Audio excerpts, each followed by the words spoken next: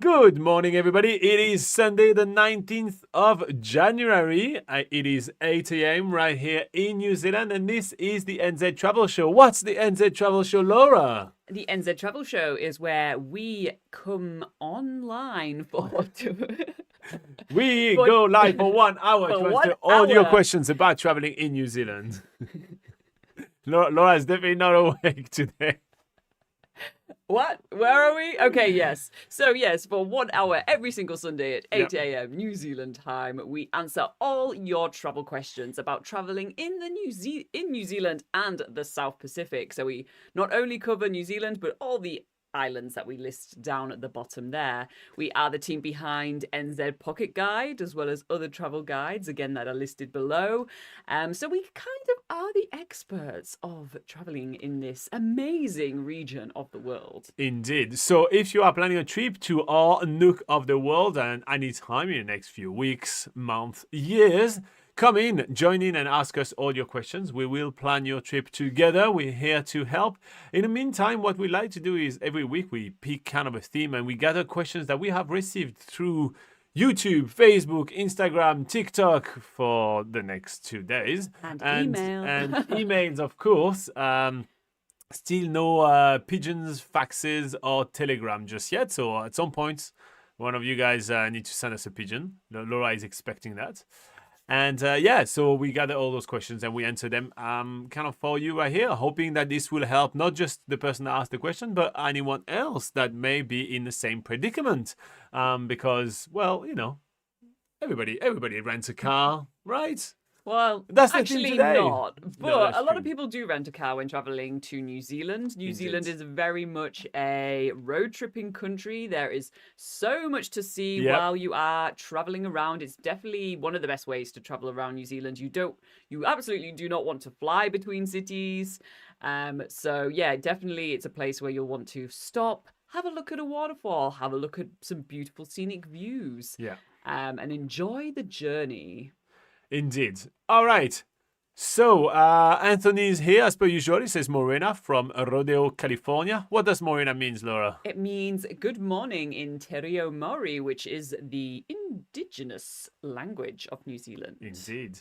Okay, so let's get started with our first question of the day. But again, if you have your own questions in the comments, go nuts.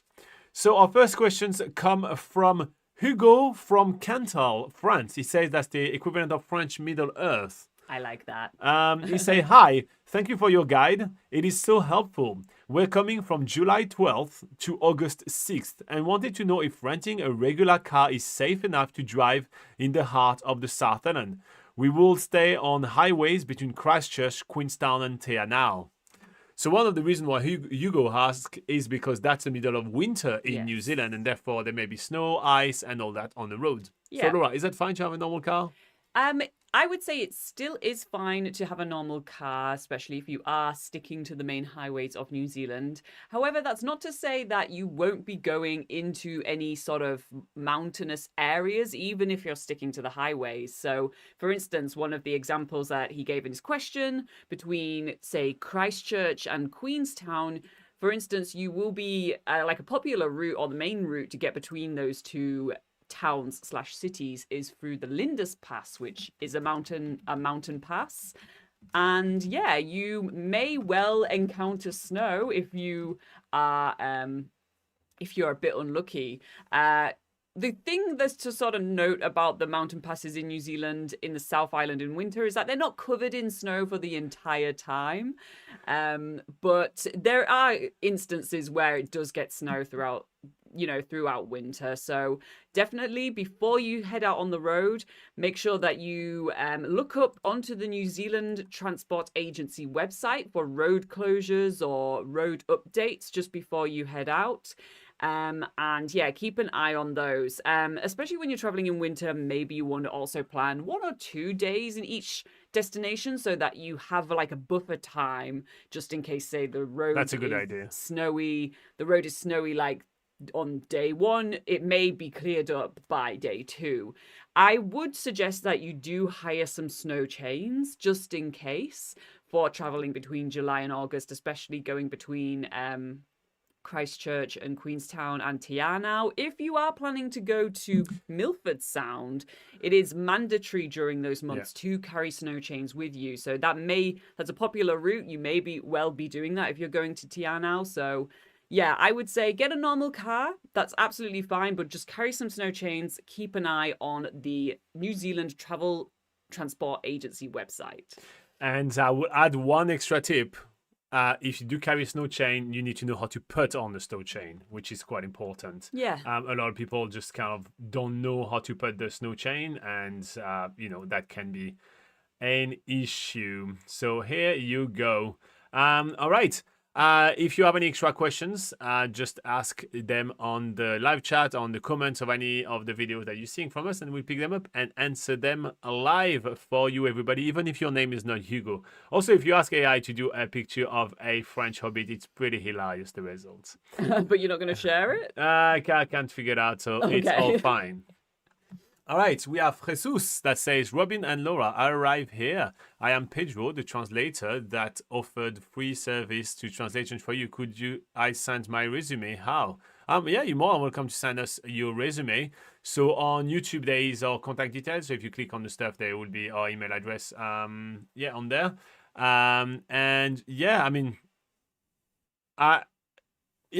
so I think your offer is very generous, and if you want kind of like to do a couple of videos to get a recommendation from us, 100% easy to do. I just think that now a lot of the translation is done automatically on YouTube via AI, so that may just be the case. But 100% to send you your resume. So the way it works on YouTube, let me just kind of go on my YouTube as well, just to have a bit of a look for you, my friend. Cool. So I'm going to open my own channel. So you go, are you on desktop computer? Maybe you are.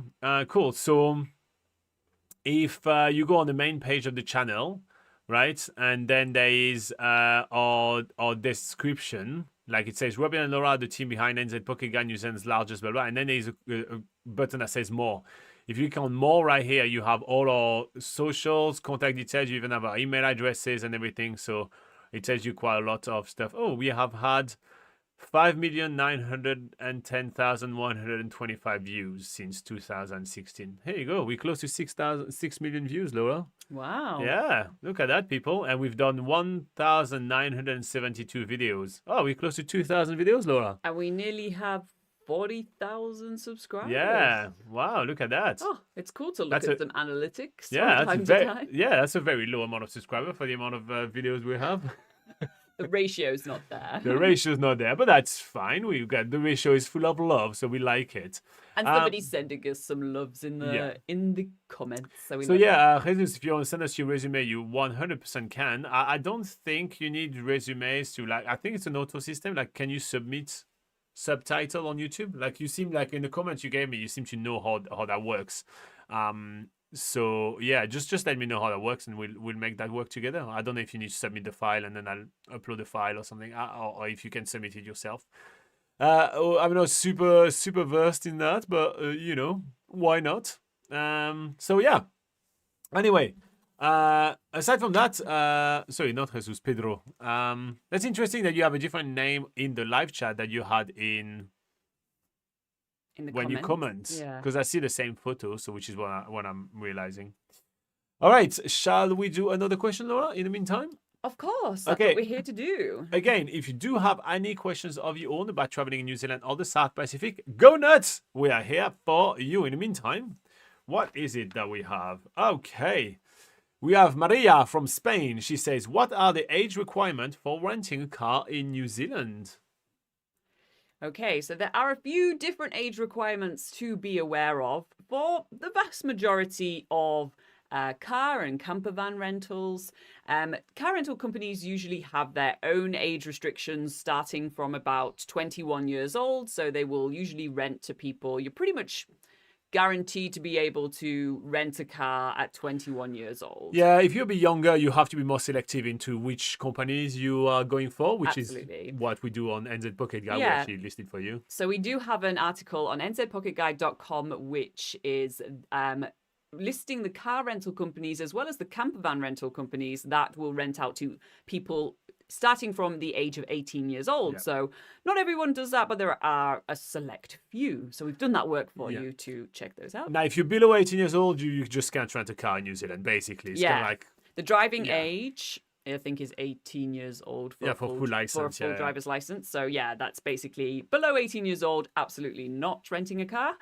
But another thing to bear in mind is that there's usually surcharges applied to renters below 25 years old. So a lot of car rental companies, they may have a bigger excess on their insurance that you'll have to basically pay more of an excess if Yeah. you were to damage the car. some of them Or will do mandatory insurance as well. mandatory Yeah. insurance, so they'll require you to pay, say, an extra $30 per day of rental if you are below 25 years old. So that's kind of the most common age restrictions that you'll find. But The logic behind it being if you're young, you're extremely rich, right? That's how it works, right? oh yeah, Yeah, definitely. that's obviously how that works, right?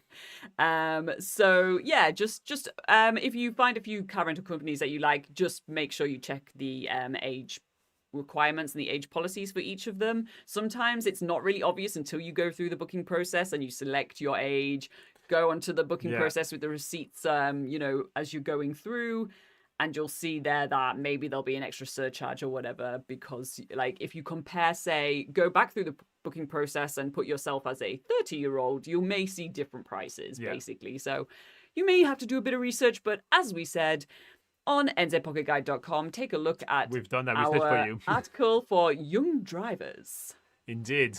Right. So, Pedro said that's the name of his channel. The other one. Okay, cool. That makes sense. Cool. All right. So yeah. If any one of you has any questions about traveling in New Zealand or in anywhere in the South Pacific, we're talking Fiji, we're talking Tonga, we're talking Niue, we're talking Samoa, we're talking the beautiful Cook Islands, go for it. We are here for you. And if you're watching a replay of this video, just put it in the comment of this video and we'll pick it up for next week, which is awesome. Okay. All right. The next question, Laura? Let's. Okay, Kenji from Japan asks, do I need an international driving permit to rent a car in New Zealand? You only need an international driving permit if your full driver's license that you currently have, your original driver's license, is not written in English. So you'll need basically that international driving permit is essentially a translation to go along with your original driver's license. If your original driver's license is not in English, you need to travel with both that driver's license and your international driving permit. Then you will be sweet. So a couple of things that people don't know about international driver permit. So the international driver permit is only valid if you do have the original license with it, right? So some people think, I have my IDP, international driver permit, I'm fine. No, you need, like for you, Kenji in Japan, you need also your Japanese driver license together. That's the only thing that kind of make it work together, right? So you need both of them together.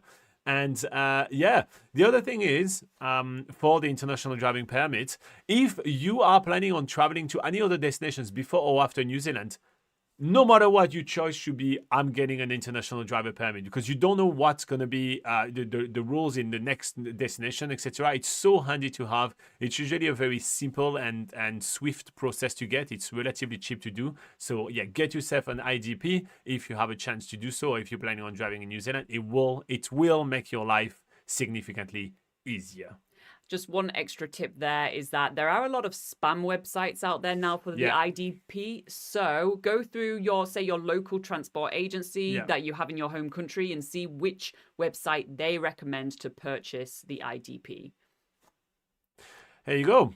More information on NZ Pocket Guide for sure. Yeah, hello to the couple of people that just joined the live chat. We are happy to have you guys on board. Any questions? Go for it. Yes, welcome. Okay. Amina from Kenya asks, are there any specific road rules I should be aware when driving or... Boo.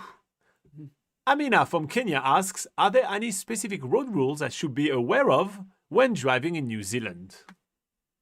Yes, there's quite a few you should be There's some aware quirky of. ones, yeah. Yes. First of all, just note that New Zealand drives on the left side of the road. That's the first thing to be aware of. If you're not well versed with roundabouts, you'll need to learn how roundabouts work. There's also, for instance, one-lane bridges or one-way bridges. So you'll need to know, like, whether you or the oncoming traffic has the right of way to pass first. And just a few things like how traffic lights work if you're turning left. Don't run over the pedestrians when they're crossing the road. What a unique rule to New Zealand. Knowing how intersections work in New Yeah. Zealand, there are specific rules like regarding that. Maybe that could be different from where you come from. So yes, indeed, there are definitely some rules that you should sort of really hone into. We do have the main road rules that are different from other countries listed on nzpocketguide.com. So if you just search road rules on nzpocketguide.com, you'll find that article very easily. Indeed, the one that got to me at the beginning when we were in New Zealand was the different arrows for the one-way lane and bridge. Yeah. Like so, yeah. So we have a photo of the sign and we explain it all for you, Amina. Again, that's nzpocketguide.com. Oh, in the live chat we have Oliver. Oliver's back and he says, how much money are additional charges like insurance and so on when buying a car in New Zealand? Okay, so the insurance for your vehicle for a whole year should be around 250 New Zealand dollars a year. Depending on the age, the make of the model, the amount of money that would cost to replace your vehicle, etc. You can get some quotes through a lot of different widgets where you can quote, like, you put your make and model of the vehicle. We link to a couple of them on NZ Pocket Guide.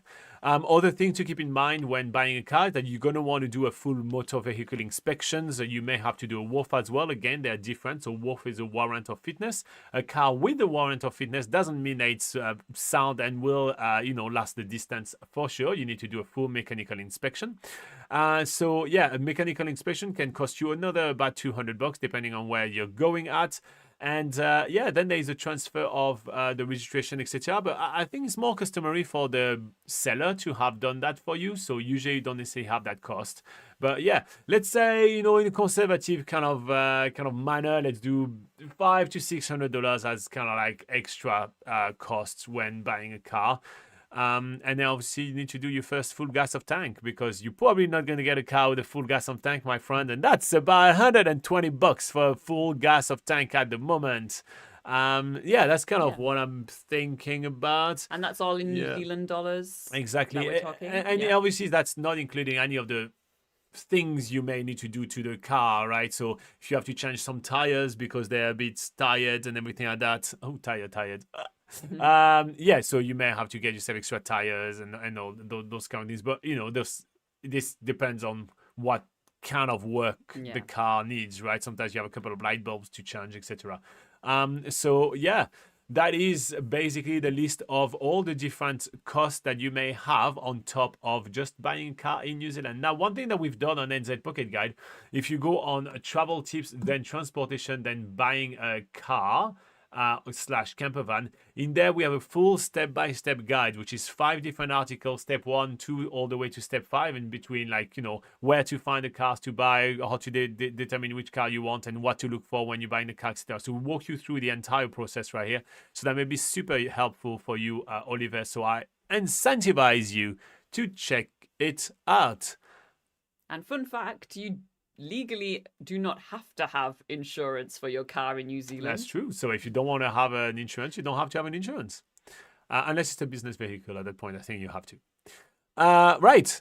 Again, we're not a financial or insurance advisor. Legally, we have to say that. So you have to do your own research and all that thing. Don't take our word for it. Cool. Any other question, Oliver? Go for it. We are here to help you guys plan your trip to New Zealand. Anyone which is here can ask. Here you go. Should we move on to the next question, Laura? Yes. Fitting. Next question. I know, I saw that. Fitting, yeah, I know. I was like, oh. All right, so Liam from Ireland asks, is it necessary to have car insurance when renting a vehicle in New Zealand?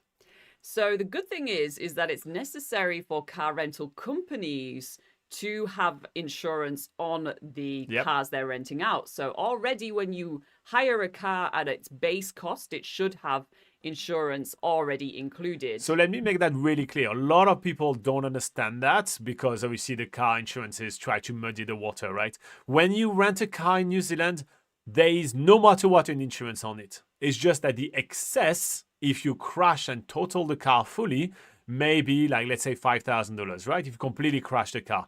And so the extra insurance you're paying for is just to cover that extra $5,000. So if you were to rent a car in New Zealand and don't pay for the insurance, you crash it, you will just pay the excess because they are mandated to have a car insurance, right? So at that point, you're only covering the extra excess. Before we continue, I also need to point out that we are not financial advisors or insurance advisors, so you need to do your own research. We are just relating the information that we have experienced as users in New Zealand.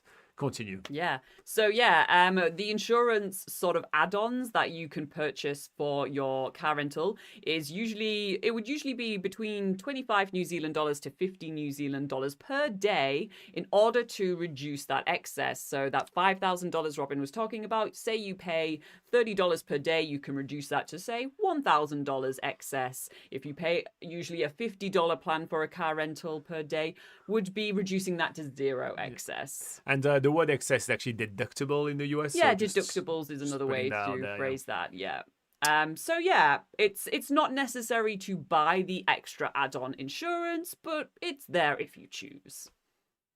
We have more info about car rentals and all of the things that are entails, including those very straightforward and honest tips on nzpocketguide.com. Cool. Good tips, Robin. Good tips, Laura. Oliver is like writing notes, right? He's like, oh, I don't have to get injured. Yeah, boy. Cool. All right. You ready for the next one? Yeah? All right. Are there toll roads in New Zealand and how do I pay for them? Asks Elena from Italy. Okay, there are limited toll roads in New Zealand. So yes, they do exist, but not everywhere. So a common toll road that a lot of people encounter is if you're going between Auckland say you're doing the drive up to the Bay of Islands or the far north, the main highway, a section of State Highway 1 is a toll road. And there's also 2 toll roads around the city of Tauranga. And I think that pretty much covers. Yeah, there's going to be some more soon. So by the time this video is about a year old, if you're watching this video and you see the date being a year old, there is some more toll roads in New Zealand, but they're not there yet. Yeah, but so far that's just in the North Island. Okay, so how do you pay for them? So how you pay for them? You can pay for them. Mostly it's preferred to pay for them online. The New Zealand Transport Agency prefers people pay online. So it's all done on an electronic system. They read your number plate and then they will charge you for it. If it's a car rental, they'll charge the car rental company for it, but then the car rental company expects you, obviously, to pay it. So, yeah. And we had one of our Patreon supporters. So we're on Patreon. If you guys want to join us, we help you plan your trip on a personal level and everything. It's a lot of fun. They sent us a message saying, hey, we received text messages saying that we haven't paid our toll road. It's a scam. They don't send you I a got text that text message as well. Yeah, so they don't send you text messages, right? You need to know that you need to pay for the toll road. Don't respond to a text message which is unprompted. Yes. And that give you a link, which is like a bit.ly link or something. No, don't do that. All right, more information on NZ Pocket Guide. We have a full article about the toll roads and how to pay for them. Oliver says, if my budget is approximately 9,000 New Zealand dollars, should I buy a car or use the bus? $9,000 basically just buys the car and you're left with zero. So at that point, I strongly suggest you taking the bus. I feel like it's a straightforward answer. If that's $9,000 for your entire trip to New Zealand or entire experience, then by all means I would use the buses. The kind of cheapest kind of backpacker cars you can be getting is about like, you can find some really crappy one for like 7,500 at the minimum, but it's probably going to be about $9,000 for what you need. Remember that we just talked about extra cost if you wanted to buy the car or anything like that. I just don't think that $9,000 cuts it. If it's just your budget solely for transportation, then that's a different story. But if it's your budget altogether with that small information you're just giving us right here, then at that point, sorry mate, you've got to take the bus. Got to take the bus. But to be fair, I personally prefer taking the bus around because I can take in the scenery better. You get to meet some people. It's a lot of fun. Yeah. So yeah. I used my whole first year in New I Zealand. just realized I said the word sorry and I shouldn't say sorry. So Yeah. it's great to take the bus. No, I love it's it. actually like my whole first year of traveling in New Zealand was taking the bus. It meant Yeah. that, you walk, I like, did. obviously when you can't take the bus, you kind of walk from place to place, but you do take in everything a lot better. Yep. You're experiencing New Zealand You in a make whole friends. different You make way. friends. 'Cause It's they say more social, yeah. You stay in hostels. You kind of like, hey, we want to go do that hike and everything. I find somebody with a car Yeah. to do the stuff. Yeah, that's Honestly, great. it's a great way to travel New Yeah, Zealand. it's a lot of fun. Yeah. Yeah. So that'd be our take for you, Oliver. Again, if you feel like you want to plan your trip with us, you can join us on Patreon, and we do like weekly group calls and those kind of things. So it's kind of it's kind of fun if you want to have access to us. There's like a Facebook group where you can ask us all your questions, all that good stuff. And it's cheap. Yeah. And no matter what, we're here. So yeah, keep on asking your questions. We have Pedro, we have Oliver, we have Anthony. Anyone else signing in the chat, right? There's like 7 of you guys. If you want to all say hi, so we know Come your say name. hi. It's always fun. So yeah, in the meantime, let's pick another question. Again, the live chat is yours to ask your questions about traveling in New Zealand and the South Pacific. Next question. Oh, look at that, he grew. Cool. So Priya from India. Again, Priya is a very loyal follower. I'm going to start again. Priya from India asks, what should I do in case of breakdown or accident? Oh, we've moved on to that one. Yes. Okay, in case of breakdown or accident, good thing is that most of the car rental companies, well, all the car rental companies that I know of in New Zealand have 24/7 roadside assistance. So they should have a very nice, easy to find phone number within the car itself. So you can, you find the phone number, call roadside assistance. They'll be working with another companies. Yeah, so usually that would be either the AA, so the logo is two black A's on the yellow background, so you'll be able to find the phone number nearby, or that would be tower, like a lighthouse kind of logo in blue there. and yellow logo, I think. Yeah. So roadside assistance is kind of a usual thing that is included in car and camper van rental, car rentals. Yeah. And so, but before you do any of that, obviously, if there is being a car accident, you call 111. It's the emergency services in New Zealand. Make sure that everybody is okay. You get help. It's 111. Then you take care of the vehicle afterwards only. So 111 is the emergency service in New Zealand. Any extra info, nzpocketguide.com. We actually talk about the phone numbers you need to know, etc. So you can actually write them down already. Cool. I missed a question. You seem to hint strongly. Yes, I did miss a question. I'm sorry. Oh, that's from somebody else called Oliver. Oliver, how fitting. But looking at your last name, Oliver, I don't think you're from the UK. This is from an Oliver from the UK. So yeah. Well, it's an international. There's some international parts of the UK. Rusbarsky. Yeah. That doesn't sound. No. I'm not saying it's like its heritage is from the UK. It's not Oliver Windsor. You can live in the UK from a different country. That's true. And your family come from a different country. So if your last name is not Windsor, you have the right to live in the UK. Yeah. Oh, interesting. I assume so. I'm not sure, actually. All right. Next question. All right. So Oliver from the UK asks, can I take my rental car on ferry services between the North Island and the South Island? For most car rental companies, you can take your car on the ferry. It's a very common thing to do. However, there are some limited car rental companies that do not allow this. Yeah. It sometimes takes you by surprise, but it is always a good thing to just double check before booking that you are allowed to take your car onto the ferry. Some companies, for instance, one that comes to mind is Omega, because they have different depots around the country. They have a depot in Picton where the ferry arrives on the South Island, and they have a depot in Wellington where the ferry arrives on the North Island. They basically prefer to sort of switch cars out once you go between islands. So for those limited companies that have depots in those locations, that might be where there is a change to that usual way of doing things for car rentals. But yeah. Most of the time, yes, though. So Most of yeah, the time, check with yes. your car rental company, but most of the time, it's all good. Cool. All right, so then we need to scroll back down. No, it's not scrolling. It's a piece of paper. All right. Okay, cool. You ready? I'm ready. Zhang Wei or Shang Wei. Oh, yeah, Shang Wei, of course.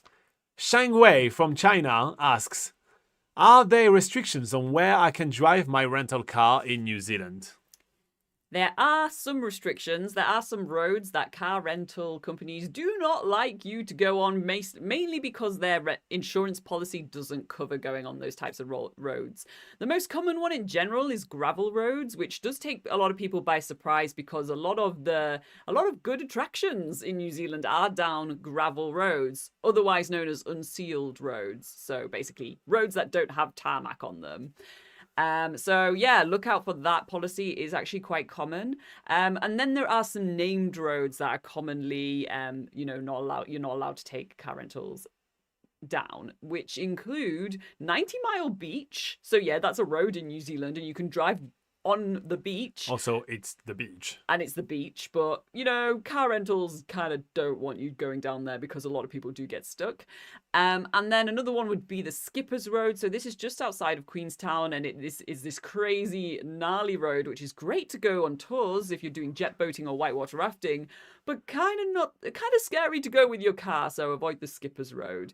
There may be some other ones. It's usually listed in the insurance policy or the T's and C's of the car rental website. Indeed. We have more information about car rentals on NZ Pocket Guide. We actually talk about those kind of quirks on the website. So it's in the travel tips, transportation, and then rental cars. Okay, cool. Again, the live chat is for you guys. So if you have any questions, you guys and gals, just ask us all your questions. Otherwise, we just continue with this list. And you just have to watch us rather than interact with us. That's less fun. Go for it. Planning a trip in New Zealand? Why not ask your questions? Wow, Laura. It could be anything. No question is too dumb for this channel. We answer every New Zealand travel related question. Maybe not every question, as long as it's to do with what we cover. We totally will answer it for you. Oh, she's such a reassuring PSA host, isn't she? I love it. All right, cool. The next question comes from, Isabella from Brazil asks, is GPS navigation provided with rental cars, or should I bring my own? So GPS navigation is not inherently included in car rentals. It's never a freebie that they'll just give you. However, you can always purchase it for a daily fee. They'll rent. Most car rental companies do rent out a GPS system, which can range between a very cheap $10 per day to about $30 or $40 per day. Some of them charge an ungodly amount for that. I just don't understand that it. That obviously can add up, and at that point, it may just make sense for you to purchase your own GPS system. But again, phones are great. Kind of what we do for traveling around New Zealand is we purchase one of those phone holders for sticking onto your car windscreen, and we follow GPS apps from there. And so for GPS apps, Google Maps is not that great in New Zealand. We like maps.me. Otherwise, it is seriously cheaper to just buy the map of said country. So you get the Garmin or TomTom app or anything like that. And then you just purchase the map of New Zealand. That's going to cost you $4 or $5. And that's basically all you need. Yeah, then you sorted. Make sure you update those maps before coming to New Zealand as well. That's always a thing that some people forget. It's good to just have the most up-to-date map available. Indeed. More information on NZ Pocket Guide, of course. Matua X is here saying Morena. Ooh, Morena. Hey, you know what I noticed, Matua X? You gave us a lovely review on Trustpilot, which I appreciate you a lot. And then you know what they did? They deleted it because you wrote it in Maori, I think. And they were not happy about it. That's so awful. I know. Isn't I it? think that's really horrible. I don't trust Trustpilot. They've lost trust in me just by doing that. They removed 3 of, I ask you guys on Patreon to do it. So far, they've removed 3 of your guys' reviews from the platform, which is really annoying and very sad. So yeah, just so you know, that's the news I knew about you today. So yeah, that's very sad.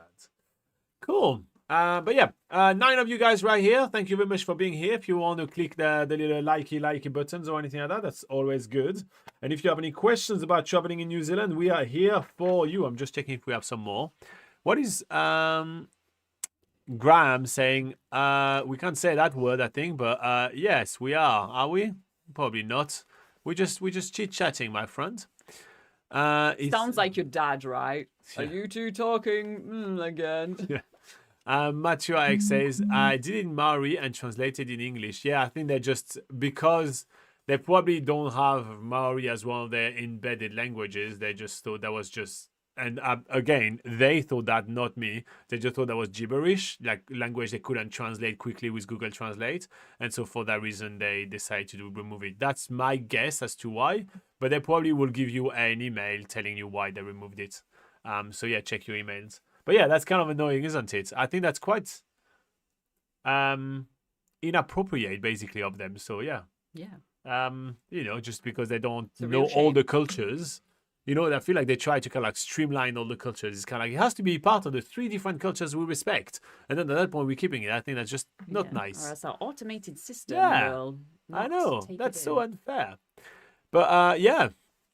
So yeah, renting a car in New Zealand is a great way to explore the country. I personally think it's one of the best ways to explore the country. So yeah, we are here to answer all your questions about that. If you have any extra, questions, not even to do with car rental or anything to do with traveling in New Zealand, we are here for you. We're just gonna kind of hang out for another few minutes right now. So we'll talk about car rental. So what is the best thing we did with the car rental in New Zealand so far? The best thing we've done? Yeah. Are you thinking about something in particular? No, just kind of asking you. Yeah. I guess like obviously the main ideal thing about car rental is that if you do have sort of real hidden gems on your agenda or places that say it's hard to get via public transport or that sort of thing, then yeah, having a rental car is obviously a really good way of doing things to get really off the beaten track. So one of my favorite things we did with a rental car was when we did the Catlins, because there's a lot of roads which are technically naughty car rentals road you shouldn't be doing, right? But they're so well maintained anyway, so it's kind of like you're kind of fine with it. But it's kind of like a place that a lot of people just don't have the time to explore. But when you are traveling in New Zealand with car rental, it's so great.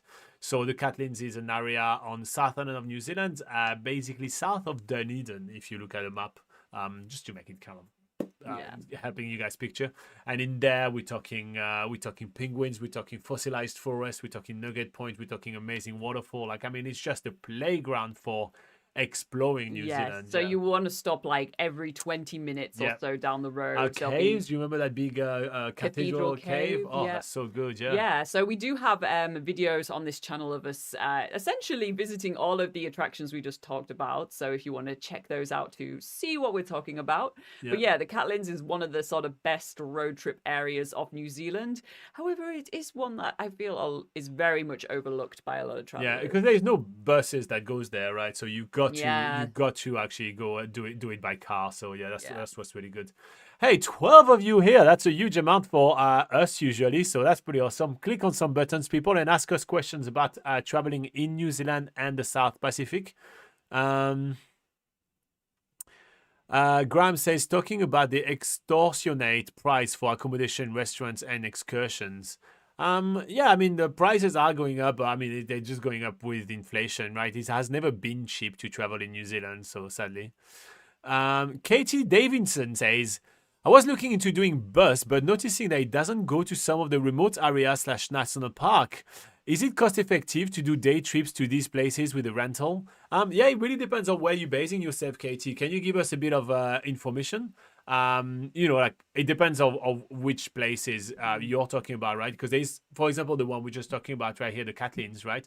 You could do it from Dunedin, but your options of car rental starting in Dunedin are extremely limited, so that may not be cheap. So she says, want to avoid doing car rentals for the whole time, 3-week trip, both islands. Nice. So for instance, day trips can be a way of, for instance, if you are basing yourself in Lake Tekapo, Queenstown or Christchurch, and you say you want to do a trip to Mount Cook National Park, which is one example. There are day trips in order to do that, which are sort of like small group bus tours or minivan tours. So we're talking like 15 seaters, basically. Yeah, so there definitely are things that exist for exploring some of the national parks in New Zealand. If you can, for instance, if you want to go to the Abel Tasman National Park, you can stay in places like Kai Teri, which then you can take a water taxi into the national park. Yep. So there are different ways for sure to access the national parks. And also another way to kind of work around that for you, Katie, is that you're coming for 3 weeks, right? Which is a great amount of time to explore both islands in New Zealand, which is great. But there are some places that are similar to others, right? So another way to go about it is, okay, place A, I can't get there by bus. Cool. Is there something which is similar to place A that I can do instead, and I will have a similar experience? So that's a lot of the trip planning that we're doing with people that are on Patreon with us. There's a link in the description below where we literally go through the itinerary and say, you know what, you are adding yourself 6 hours worth of driving right here. How about you do something very similar, which is literally 20-minute drive, and we save you an entire day, right? Just those kind of things, right?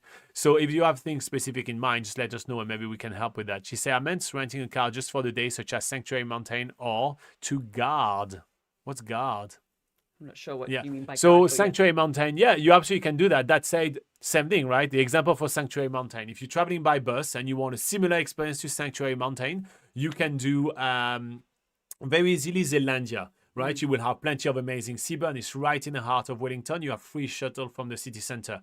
If you are heading to Picton, you can head to Picton and then take the boat. There is a boat with Eco-Tour. No, it's not Eco-Tour. from Motuiri Island. Oh yeah, eco tours. Eco tour. Yeah. In Picton, there's eco tours where you can take a boat day trip to Motuiri Island, which is really great. If you are in Auckland, you can take a Fuller's Ferry to do a day trip to Tiri Matangi. We have videos of all of those experiences, right? And all three of those are relatively similar to Sanctuary Mountain, right? They're obviously slightly different, and Sanctuary Mountain is great. But if you don't have the means to get yourself there, do any of the three ones and you replace it really easily. When it comes down to Tongariro, most buses actually will go to National Park and will drop you off there anyway. But let's say you base yourself in Turangi or in Taupo, which are two towns not too far from here, and you want to do the Tongariro crossing, your daily shuttle that will take you to the crossing, you do the crossing, pick you back up and bring you back home, will take you there. And you can do it from those two towns, so you don't need to get there. Honestly, it just requires a couple of tweaks to your itinerary, and you can do all of the things you mentioned so far. I'm talking about experiences, not necessarily the exact spot, quite easily. But yeah, for the Tongariro, absolutely no question. For the Sanctuary Mountain, just again, Tiri Matangi. From Auckland, Zealandia from Wellington, and Motuiri from Picton. So that's your two island. Graham says something fun. He seems like such a happy You know guy. what, Graham? I just think that you're just here to get a rise out of people. So my friend, you are no longer welcome on this channel because bye. Cool. That is just easier. Cool. We're just giving him a break a little bit. I think it was getting a bit insulting as well. The last one was an insult. So yeah, we'll just stop that nonsense. That happens, right? We can only have positive people on YouTube. We sometimes have negative people that actually a lot of the comments are pretty negative. In fact, the comments are so mean and negative and insulting that Laura, for her mental health, she can't handle doing the YouTube comments anymore. So I'm in charge of doing that every morning. So I kind of delete all the bad ones, just respond to the actually nice questions and everything like that. It's that much for just we are a relatively small channel, right? We're really small. We have like, well, you can see, right? We currently have like 11 views. Still, we get like a continuous flow of nastiness toward us. Like to me, because I have a funky accent. To Laura, because she happens to be a girl and people are commenting on every girl thing about her. It's kind of insane, the internet sometimes. So yeah, that's why Laura can't handle it anymore. So I'm kind of like the safeguards, and I just kind of clear all the comments first and everything like that. So yeah, It's kind of interesting. Katie says something nice. I like it. I have found your website and videos very helpful. Oh, thank you very much, Katie. That's lovely. Well, listen, Katie, if you want to join us on Patreon for like a month or something, right? It's very cheap, and you actually do group calls with us. So literally after this video right now, we're going to be doing a 1 hour group call with, for example, if you join you and all of our other Patreons, and we can discuss planning your trip together. You also have access to a secret Facebook group, which is just you and the other Patreons, and you have access to us like all week long, where we answer your questions and help planning your trip. And yeah, you can communicate with us even more. So that's really a fun thing to do. But yeah. And aside from that, you can continue asking us your questions, Katie. We're here for another 18 minutes for you, so just ask. Yeah. And since you haven't said anything nasty or mean to us, we appreciate you, and we'll gladly answer your questions rather than what Grant was saying. And for Katie, I don't know if you've considered looking into actual sort of guided bus tours of New Zealand. A lot of them do take you to sort of do some of the national park activities and things along the way. So it's kind of as part of a group guided experience. I know it's not a way that everybody chooses to travel, but it may well be. It's a very cool social experience, especially if I don't know if you're traveling solo, but if you're traveling solo, it's really good for that. So it's certainly a way that I've traveled around New Zealand before, and basically we've tried all the different ways of traveling around New Zealand, and they work for very different situations, and they're all really fun and all have their own pros, mostly pros with just a few cons, and Nice. Oliver says, thank you. I will join your Patreon. Oh, we'll gladly welcome you, my friends. If you successfully join within the next 17 minutes, you'll get access to like the first he retracted his message. So maybe like but like actually... we have a call literally just after that, and the link is already up on Patreon right now for the Google Meet. We use Google Meet for the catching. Anthony's here with his signature catchphrase, which he has been saying every single live show since COVID, since like early COVID. Since 2019. So I do love his dedication. So he says, "Stay safe, but I'm here till the end." Yeah. Casey says, I think we were looking to be more independent with our travel, just trying to figure out the logistic of intercity in combo with the car. Well, it really, like another way to go about it, Katie, which will be kind of doing basically the main of New Zealand. So I'm making up an example right here because we need to see your itinerary and everything, right, to be able to do the planning. But for example, right, you could do the skeleton of like Auckland down to, let's say, Christchurch by bus, right? And then in Christchurch, rent a car for a week, and you have the best of both worlds, for example, right? And in Auckland, you could rent a car for 3 days, and you can do Northland, for example. So you have that freedom without having to rent a car for the whole time. Best of both worlds. Don't worry about that. But yeah, so you can kind of combo it in that way. But again, if you do like, if you want to just do fully just buses, like there are definitely options. And New Zealand, although I respect how different every experience is in New Zealand now, every national park and everything is, there is also a lot of, for just within 3 weeks, somewhat repetitive experiences in New Zealand, which is a hike in a beautiful forest, or a hike in a beautiful forest, a hike in a beautiful mountain, or a hike in a beautiful mountain, right? And so if you have seen the same one hike on Instagram a million times, maybe we have one that looks really similar and which just off, the city, and it's kind of easy to get from there, right? So I think you can do those kind of combos relatively easily, right?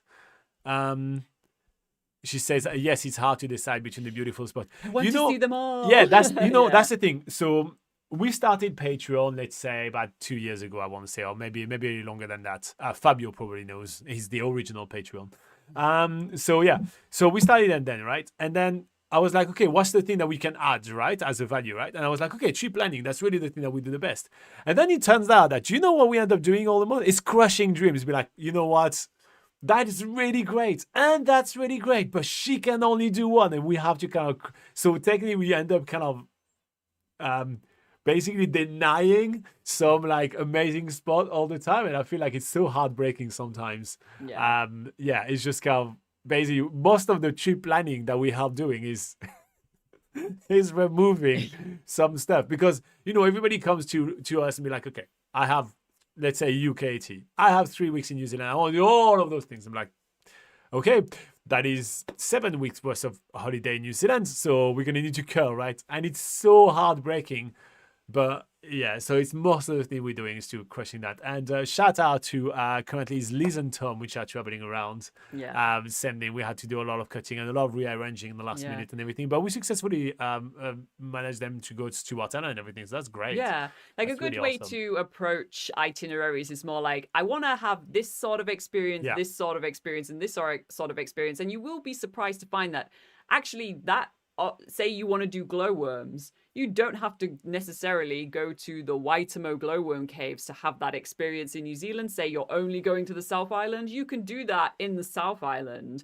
Or, if you don't have the budget to go on a guided tour with glowworms, there's plenty of places to go do it for free. So it's basically, that's what we kind of bring to the table. Yeah, and we see that a lot. And to be fair, you don't necessarily, again, we're talking about Patreon right now. You don't have to pay us. You can go on the website and you type glowworm and then the pocket guide, and you have a list of like 20 places where you can see glowworms, right? Yeah, if you're looking for pick one which is within your bird sanctuaries in New Zealand, well, I think we have a list of 20 of them that you probably haven't heard about, but are actually really incredible around New Zealand as well. And it may just be closer to where you're traveling to than having to go a little bit, off the beaten track to get to, say, Sanctuary Mountain, which we love Sanctuary Mountain, but it is a little bit annoying in its location that you do have to find this extra roads to get down. It's not easy. It's just not easy. Sorry, I'm just calling them asking to move the mountain for you. Yeah, Sorry, can you guys move the mountain if you don't mind?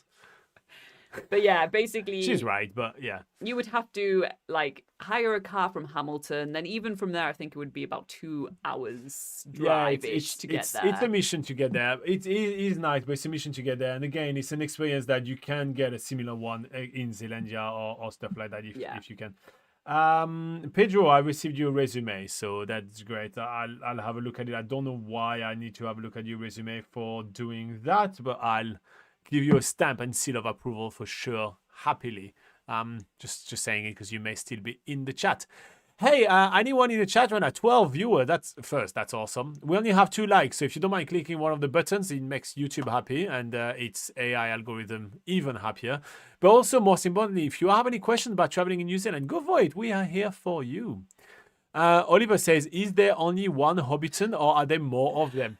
Actually, there are more sort of Lord of the Rings guided tours similar to Hobbiton, which are also pretty awesome. I'm gonna say a couple of things. First up, there is only one Hobbiton for sure, but in Matamata, which is the town where Hobbiton is, if you just go to the iSite, which is the information center in the center of the town, it is dressed up like round doors and everything like that. So if you want to do Hobbiton on the budget, just go check out the information center in Matamata and you're sorted with that. That said, although Hobbiton is nice, it is kind of a Disneyland version of the Lord of the Rings. Thank you very much to the 4 people that liked. Honestly, I appreciate you. Anyway, so although it's kind of like the most Disneyland version of the Lord of the Rings, it's definitely not the best Lord of the Rings thing to do in New Zealand. From the Weta Studio, which is in Wellington, which shows you so many props and behind the scene and everything, it's really amazing, to the Weta Unleashed experience in Auckland, and to even some guided Hobbiton tours. There is one in Pio Pio, which is not too far from Waitomo. So if you are heading to the Waitomo glowworms, it's called Hairy Feet Waitomo. Hairy Feet Waitomo, and that's my favorite Hobbiton tour to do. And there is heaps of also other great Lord of the Rings locations around New Zealand, like the Tongariro National Park that Katie was talking about, which is the spot where most of the scenes from Mordor were shot. There is also a place called Mead's World there, which have some really iconic scenes. And literally, if you go on there, you will be able to picture those scenes from the movie. So yeah, that's really, I think there are really a lot of Lord of the Rings location. Laura is going to say, I'll list them all on the website for you. Yeah, so I think it's up to a list of 30 Lord of the Rings locations, and even if it is, some of them are just, say, scenic locations that you can see independently without a tour guide, but places where you may want to have guidance, because on one hand they'll have, say, their folder which has a photo of the scene from, like, a screenshot from the Lord of the Rings, essentially, so you can actually make that comparison. But more importantly, they'll have props and costumes to, dress up to get your photos in the Lord of the Rings scenery. So we do list those as well, to, like, in that Lord of the Rings article that we have on NZ Pocket Guide. So if you want to see the guided experience associated with that location, that's available there too. So Katie says, any suggestions on the best way to do Milford Sound? Katie says, any suggestion on the best way to do Milford Sound? So on this channel, we don't often give the name of companies because, well, we believe that everybody has different needs and companies feel different needs, right? But since you ask like our suggestions, I'm gonna actually give you the name of companies that we really do like and enjoy. That said, obviously look into those companies and make the choice yourself, right? We have been lucky and fortunate enough to do Milford Sound many times with pretty much every company that serves Milford Sound, right? So, Katie, since you said you will be traveling by bus, then what I will say is actually to, rather than having to jump into another one of those really large buses, treat yourself to something a bit more, premium as an experience, right? And therefore, I would suggest you contact Lux Tours. So they do a bit more premium tours down to Milford Sound. They will start you from Queenstown and start you from TR now. now. So yeah, we'll start you from TR now, sorry. They will start you from TR now, and then they will take you all the way down. They have great buses. They have fantastic guide. The food is good, and yeah, the timing is really great. So that'll be kind of really different experience. You'll be much smaller bus, much better of an experience. But you were also talking about maybe getting a car rental, Katie. So if you do so, then at that point, I would suggest going with pure Milford when you go down there. So you drive yourself down there. You can stop in a lot of the places where you can do some walks and do some sightseeing, which like companies like Lux Tour do the same as well. And so yeah, so you stop and you have your own schedule, and then you arrive down in Milford Sound, and then you have to choose one of the different cruises. There's a lot of different one on offer. We do like pure Milford just because they have a large boat. It's kind of like it's just all around a really easy company to work with.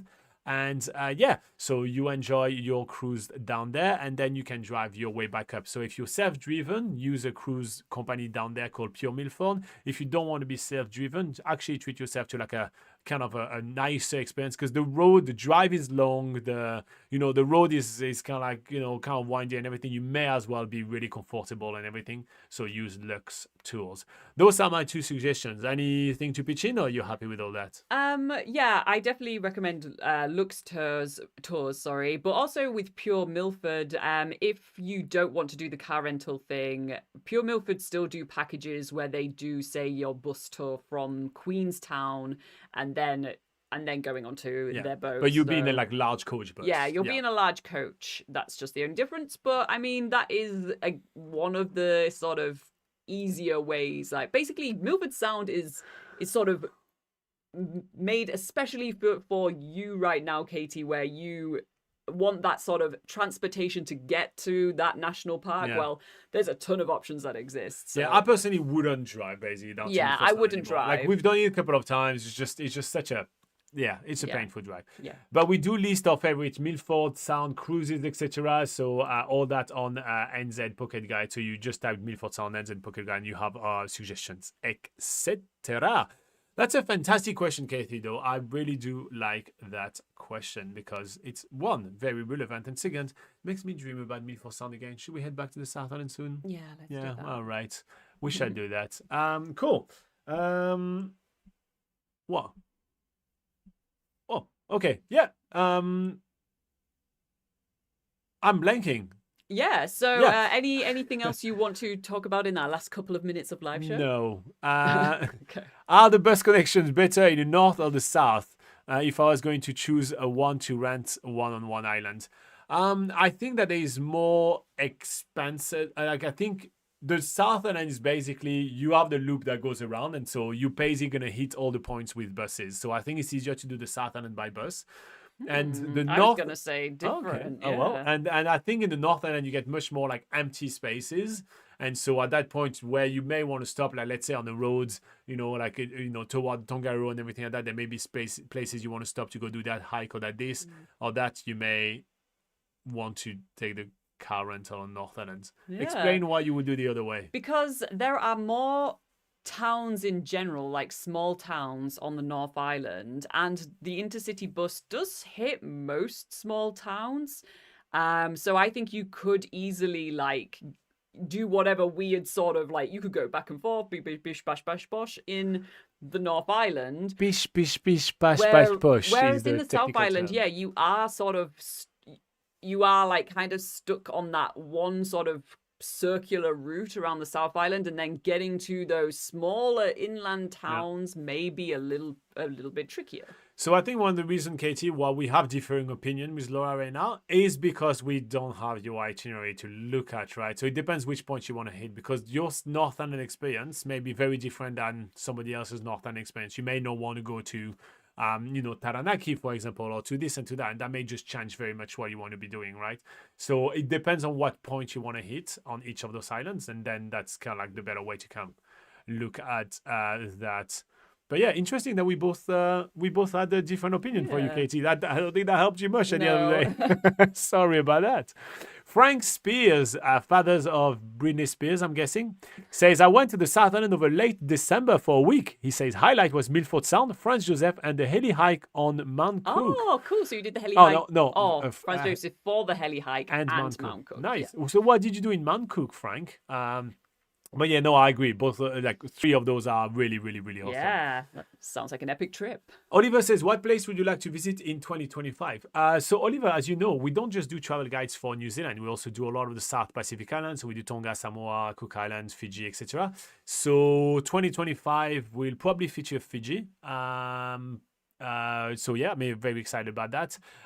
Probably feature some Harmony Heaven. That's a lot of emojis. Wow. I got shocked. So probably some of that.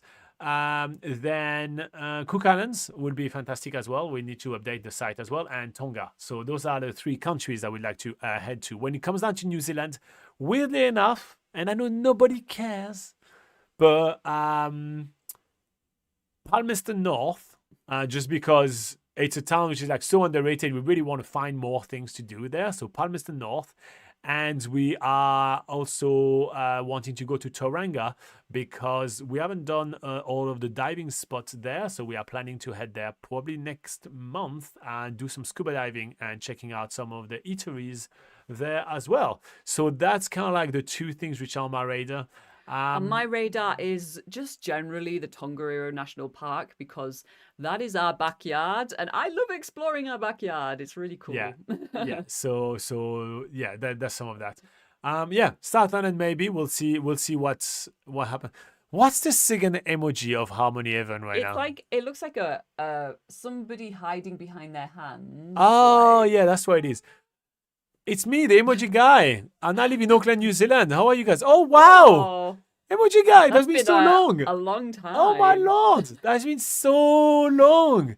Well, we're still doing those live shows every Sunday at the same time. Okay, missing your emojis for years. That's what we've been doing. Wow. Blast from the past right here. That's hilarious. Cool. Living in Auckland for how long? What are you doing in Auckland? What's the hubs? Katie says, I'm coming in April. I understand there are school holidays. Will this affect things, or will it be less busy as a shoulder season? In general, it's going to be less busy April than it is in a lot of other time. But yeah, during the school holidays, if you do any kind of remotely family-friendly activities, it can get busy. So I usually try to plan around, and so at that point, just kind of like plan the hikes and the this and the that. So yeah.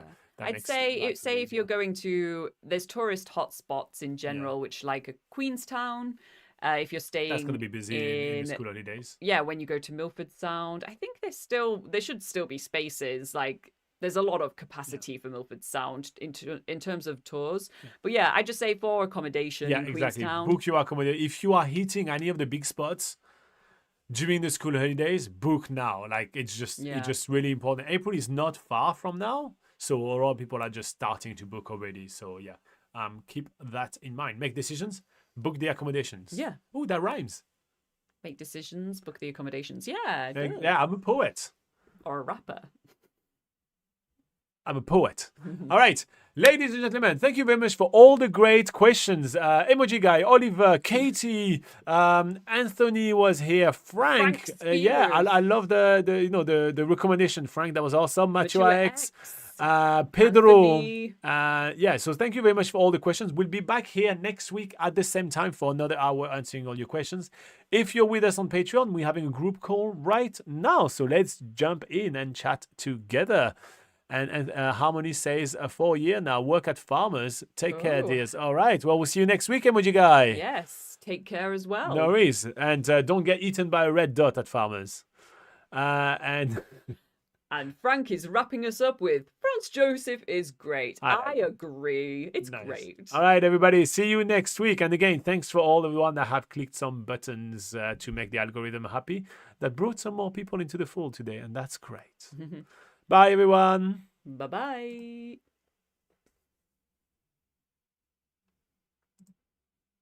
No, it's not stopping today. And the stream, please.